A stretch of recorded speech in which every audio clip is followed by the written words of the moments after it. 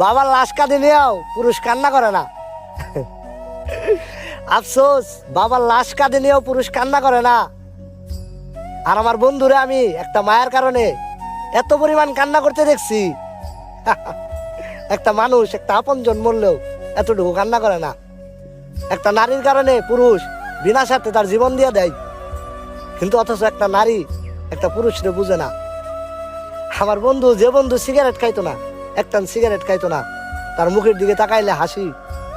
আর সেই বন্ধুর মুখের দিকে আজ তাকাইলে আমার নিজেরই কান্না হয়, শুধুমাত্র একটা নারীর কারণে। মাওলা, তুমি নারী কি দিয়ে বানাইছ?